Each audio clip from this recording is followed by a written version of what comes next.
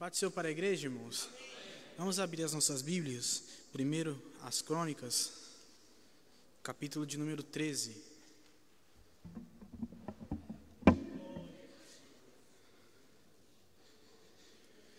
Primeiro livro de Crônicas, capítulo de número 13.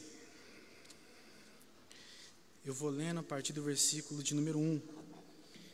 E teve Davi conselho com os capitães dos milhares e dos centos, e com todos os príncipes, e disse Davi a toda a congregação de Israel: se bem vos parece, e se vem isso do Senhor nosso Deus, enviemos depressa mensageiros a todos os nossos outros irmãos em todas as terras de Israel, e aos sacerdotes e aos levitas com eles nas cidades e nos seus arrabaldes, para que se ajuntem conosco, e tornemos a trazer para nós a arca do nosso Deus, porque não a buscamos nos dias de Saul. Então disse toda a congregação que assim se fizesse, porque esse negócio pareceu reto aos olhos de todo o povo. Ajuntou, pois, Davi a todo Israel, desde Sior do Egito até chegar a Ramate, para trazer a arca de Deus de Quiriate Jearim. E então Davi, com todo Israel, subiu a Baalá, e dali a Quiriate Jearim, que está em Judá, para fazer subir dali a arca de Deus, o Senhor que habita entre os querubins, sobre a qual é invocado o seu nome. E levaram a arca de Deus sobre um carro novo da casa de Abinadab, e Uzá e Aiô guiavam o carro. Davi e todo Israel alegravam-se perante Deus com toda a sua força, em cânticos, com harpas e com alaúdes, e com tamborins, e com símbolos e com trombetas. E chegando à eira de Quidom, estendeu Uzá a mão para segurar a arca, porque os bois tropeçavam. Então se acendeu a ira do Senhor contra Uzá, e o feriu por ter estendido a mão à arca, e morreu ali perante Deus. Amém. Sentado mesmo como estamos, Pai amado, Pai querido, te agradecemos por esta oportunidade para ministrarmos a Tua palavra. Deus, fala conosco através da Tua santa e poderosa e inerrante palavra. Pai amado, se possível aquilo que nós queremos ouvir, mas com toda certeza, Pai, fale aquilo que nós necessitamos ouvir, em nome de Jesus. Amém.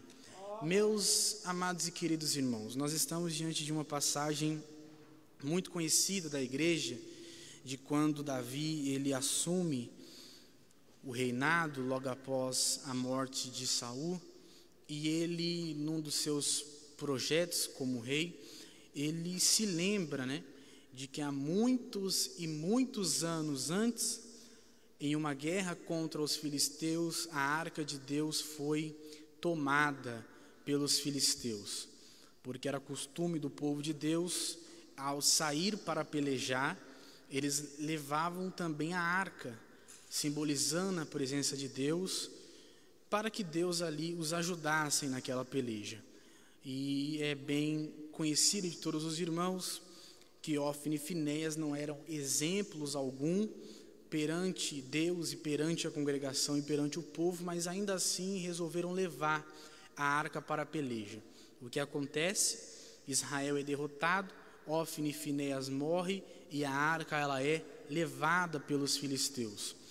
E quando a arca ela é tomada pelos filisteus, nós bem vemos nas passagens aonde a Bíblia vai nos mostrando aonde a arca estava, que os filisteus colocaram ela perante Dagom, festejaram, se alegraram e foram dormir. Quando voltaram no outro dia, Dagom estava lá caído e a arca ainda lá intacta.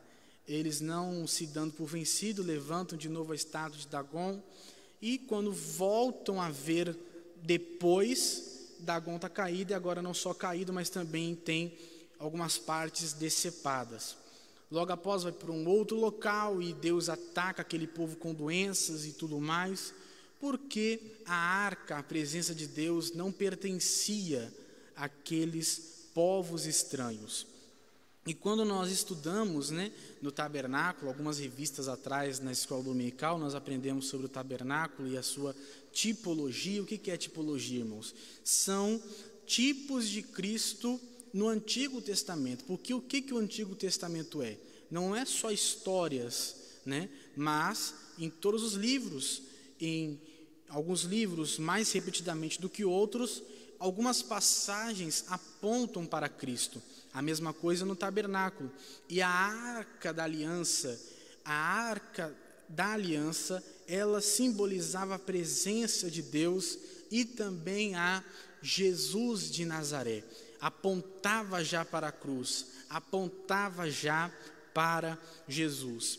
E quando nós olhamos, irmãos, e quando nós nos atentamos a esse fato, a arca foi roubada lá nos tempos de Samuel. Saul entra, a arca ainda fica para lá. Saul reina todo o seu reinado e a arca fica esquecida lá. Davi entra, começa a reinar e Davi então se lembra de que tem que ter dentro de Israel, tem que ter em Jerusalém a presença de Deus. Tem que ter no meio do povo de Deus a pessoa mais importante, que naquela época eles não sabiam, mas hoje nós sabemos que é Jesus de Nazaré. O nosso culto, irmãos, se torna reunião se Jesus não é engrandecido, se Jesus não é mencionado, se Jesus não é apontado, se os hinos não falam de Jesus, se a palavra não fala de Jesus. Nós não estávamos em um culto, nós estávamos em uma reunião, porque culto, irmãos, culto de verdade é quando o nome poderoso, santo, maravilhoso, fiel e justo de Jesus, ele não é somente mencionado, mas ele nos é mostrado. E o culto de hoje, meus irmãos, nós já podemos sentir, nós já tivemos a oportunidade de sentir a Jesus através do Espírito Santo e ainda sentimos nesse momento. Meus irmãos, quando as irmãs do círculo de oração cantaram esse hino, só Deus pode fazer milagre. Irmãos, uma coisa que não acontecia comigo em um culto, se não me falha a memória, há 2 anos ou mais, que eu não choro, e eu me segurei, e eu chorei ouvindo esse hino, porque nós sentimos a presença de Jesus, porque a gente vem para o culto muitas das vezes assim, com o coração apertado, a gente vem para a igreja com o coração atribulado, e é perfeitamente normal, mas quando nós entramos na casa de Deus, e os hinos são louvados, a palavra é ministrada, e nós vamos vendo Jesus nos louvores, a gente sente Jesus nos acalmando, a gente sente Jesus nos dando ali um conforto, a gente sente Jesus ali nos dando afago. Então coisa boa é quando nós entramos por aquelas portas e nós vimos nosso irmão, amém, a gente revê um amigo, amém, mas coisa mais do que maravilhosa, irmãos, é quando nós entramos aqui e nós encontramos com Jesus de Nazaré. Coisa boa é quando nós entramos na presença de Deus e a gente tem a plena certeza, Jesus está presente em nosso meio e por isso nós nos alegramos. Quem tem que chorar, chora. Quem tem que dar aleluia, dá aleluia. Quem tem salmos, dá salmos. Quem tem línguas estranhas, fala em línguas estranhas. Quem explode em emoção, explode. Por quê? Porque Jesus de Nazaré está aqui. E quando Jesus de Nazaré está presente no meio do seu povo, não é preciso muita coisa para obras sobrenaturais acontecerem. Obras sobrenaturais de que jeito? Se alguém é batizado com o Espírito Santo, se alguém é curado, se uma porta se abre, se uma faculdade se abre, se um caráter é transformado, se um pecador se arrepende. Isso não é poder humano, mas é o poder de Jesus de Nazaré, e é por isso que nós estamos aqui. Oh, glória seja dada ao nome de Jesus de Nazaré. Jesus, irmãos, como diz aquele corinho antigo, né? Jesus, tu é a pessoa mais importante desse lugar. E Davi, ele tem essa noção, ele sente essa necessidade. E talvez Davi pensou, na Bíblia não nos fala, mas nós podemos usar o nosso cérebro e imaginar que ele deve ter pensado: poxa, como é que desde Samuel passa Saul, chega a minha pessoa e ninguém sentiu falta da presença de Deus em nosso meio?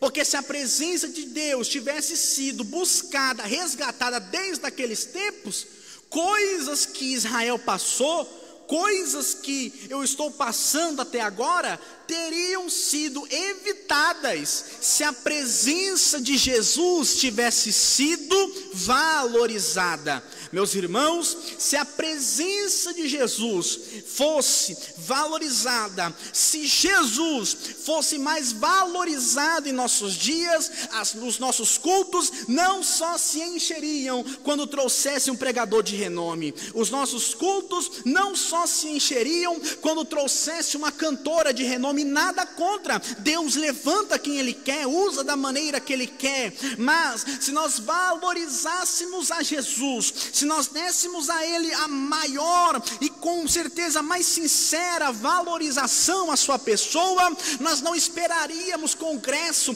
para ouvir uma línguas estranhas, alguém sendo batizado, nós não precisaríamos esperar chegar congresso, chegar festa para convidar alguém que não é crente para vir para os nossos cultos, porque quando Jesus Ele é, irmãos, valorizado, quando a presença de Jesus é valorizada, não precisa ficar colocando a mão na cabeça, não precisa vir com movimentos estranhos, aonde qualquer pessoa com coração disposto estiver, ali ela é alcançada pelo poder de Jesus, e ela é batizada com o Espírito Santo, ela é transformada, ela é reanimada. Por quê? Por causa da presença de Jesus. Irmão, se a gente lê os evangelhos, pode ver, não é uma e não são poucas as passagens, está tendo ali uma discussão, está tendo ali uma briga, Jesus chega, quem está brigando para de discutir. Por quê? Porque Jesus chegou, porque quando Jesus chega,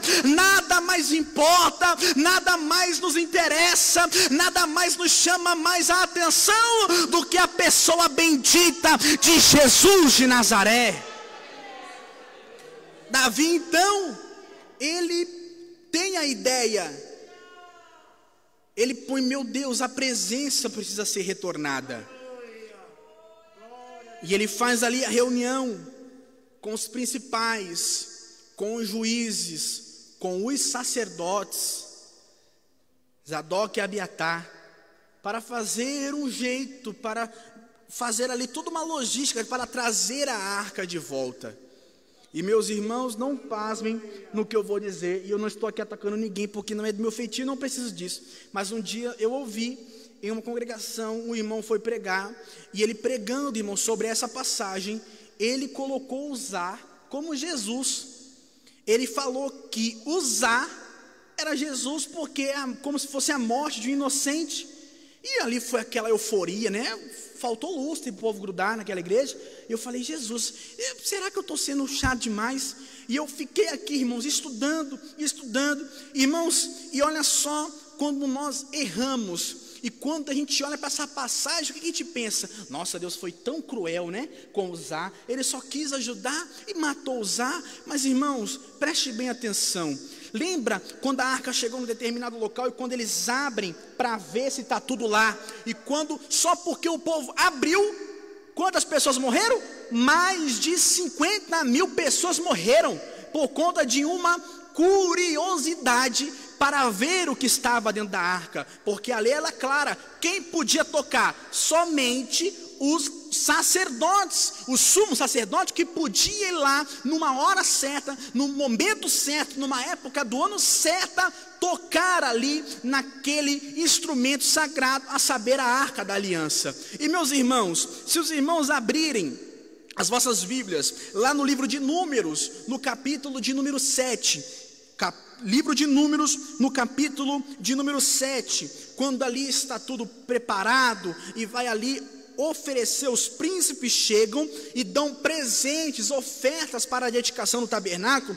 Eu vou ler a partir do versículo de número 1, e os irmãos acompanham nas vossas Bíblias. E aconteceu no dia em que Moisés acabou de levantar o tabernáculo, o ungiu, o santificou, e todos os seus utensílios e também o altar e todos os seus utensílios, os ungiu e os santificou. E os príncipes de Israel, os cabeças das casas, foram os príncipes e foram contados e ofereceram e trouxeram a sua oferta perante o Senhor.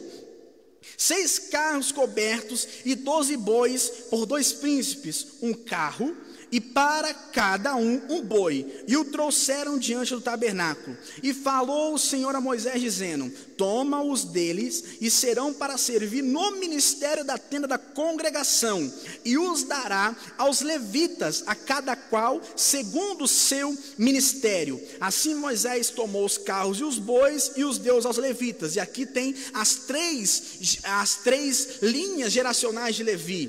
Está dizendo: 2 carros e 4 bois deu aos filhos de Gerson, segundo o seu ministério, e 4 carros e 8 bois deu aos filhos de Merari, segundo o seu ministério, debaixo da mão de Itamar, filho de Arão, sacerdote. Mas aos filhos de Coate não deu, porquanto o seu cargo estava o santuário, ou seja, o candelabro, a arca, tudo que estava no santuário, porque o seu ministério era o santuário, o seu cargo estava o santuário, e o levavam aos ombros. Então, preste bem atenção, para Gerson teve presentes, teve carros e teve bois. Para Merari teve carros e teve bois. Para os coatitas de Coate não teve nada. Por quê? Porque os utensílios de lá de dentro do santuário eles levariam nos ombros. Tanto é que todos os utensílios do Santo dos Santos lá, o que tinha lá? O objeto e argolas, porque se varavam as varas, se passavam as varas e se carregavam nos ombros. Então preste bem atenção, irmãos. Davi, ele se reúne com os líderes, com os sacerdotes, com os capitães, com os juízes. Meus irmãos, e naquele tempo não tinha escrita, a escrita não era tão usada como hoje. Então se ocorria do que? Da tradição oral. A lei era passada oralmente, a tradição era passada oralmente. Então o que acontecia? Todos ali sabiam da lei, por conta da tradição oral. Então quando Davi, o rei, ele se reúne com todas aquelas lideranças, Zadok não sabia que só quem podia carregar eram os da família de Coate, e não em bois, mas nos ombros. Será que Abiatar não sabia que carro não era para puxar os instrumentos, os objetos do santuário, mas era para os coatitas carregarem nos ombros? Será que os juízes não sabiam que os utensílios do santuário não era para ser levado em carro, mas era para ser levado nos ombros dos coatitas? Todo mundo sabia, irmãos, ou não sabia? Ou será que os Zadok e Abiatar, os sacerdotes, caíram no ministério do sacerdócio de paraquedas? Eles sabiam, mas o que acontece, meus irmãos? Eles temeram mais a Davi, eles temeram mais ali a euforia de Davi para trazer logo a arca de volta, do que para fazer as coisas corretas. Mas irmãos, a intenção era boa, mas meus amados e queridos irmãos, boa intenção não vai levar ninguém para o céu. Eu vou usar aqui um termo chulo, os irmãos nos perdoem. De boa intenção o inferno está cheio. Obra de Deus não é segundo boas intenções. A obra de Deus, ministério, vida com Cristo, é segundo a palavra de Deus. Então Davi, ele se reúne com quem sabia, ele se reúne com quem sabia da lei, ele se reúne com quem sabia das ordenanças, mas ninguém, mesmo todo mundo sabendo, ninguém avisa Davi que Davi estava errando. Aí vai Davi, vai levando na casa de Abinadab. Então quem erra? Erra sacerdote, erra juiz, erra príncipe e erra o povo, e erra também obviamente o rei Davi. Vai levando na casa de Abinadab. Abinadab, se é outro, fala: não, isso aqui não é bagunçado não, essa arca só sai daqui se os coatitas vierem levar a arca nos ombros, porque os objetos do santuário não é em carro, não é em boi. Objeto dentro do santuário é carregado nos ombros. Ministério não se leva empurrando com a barriga. Vida com Deus não se leva empurrando na barriga. Ou tem uma vida de intimidade com Jesus, ou o nosso cristianismo não é autêntico, não é verdadeiro. Ou Cristo, ele anda conosco às 24 horas do dia, ou o nosso cristianismo não é autêntico. Mas se por acaso tem alguém levando Jesus em cima de boi, em cima de carro, louvado seja o Espírito Santo por esta oportunidade. Jesus é primazia. Jesus é primazia nas nossas vidas. Qual que era a de Abinadab? Não vou deixar levar não. Ah, mas é o rei. Não, mas é o chefe. É o homem que manda. Pois então o homem está mandando errado. E todo mundo que compactuou com o homem que manda está tão errado quanto. Mas Abinadab também vai e deixou levar, porque era o rei que estava pedindo. E eles levam, pegam a arca, vão levando, alegres, contentes, regozijantes, porque de fato a intenção era boa. A presença estava voltando. A presença estava retornando para o seu lugar original, que era Jerusalém. Mas aí o que acontece? Os bois tropeçavam. Os bois estavam tropeçando. Então os bois aqui tropeçando, quando Uzá olha os bois tropeçando, ele pensa: se os bois estão tropeçando, qualquer hora dessa essa arca vai cair aqui. Então eu vou pôr a minha mão para ajudar. Eu vou pôr a minha mão para ajudar uma arca que derrubou uma estátua, depois derrubou e decepou. Eu vou pôr a minha mão. Eu estou fazendo essa comparação para a gente ver o absurdo que muitas das vezes a gente cai de achar que a gente vai dar uma mãozinha para Deus. Não, eu vou ajudar aqui a arca, que quando foi levada para tal lugar, o povo ficou cheio de doenças, cheio de rato. Eu vou ajudar aqui essa arca, que quando os curiosos abriram, 50 mil morreram. Meus irmãos, não há lógica. Não é nós que sustentamos a Jesus, não é nós que sustentamos a presença, mas é Jesus que nos sustenta. Nós não chegamos aqui porque nós somos bons, porque nós oramos, porque nós somos super crentes, mas é porque Jesus tem nos sustentado às 24 horas do dia. Calma aí que eu vou aqui ajudar. Um Jesus que um dia me abriu uma porta, mesmo eu morando em Francisco Morato, e onde eu fazia Senai, era cheio de empresa e todo mundo morava por lá. Calma aí que eu vou ajudar. Um Jesus que me abriu uma porta, mesmo uma porta não tendo como ser aberta. Irmãos, é Jesus quem nos ajuda. Talvez tenha alguém aqui desempregado depois que essa pandemia, depois que essa crise se avançou.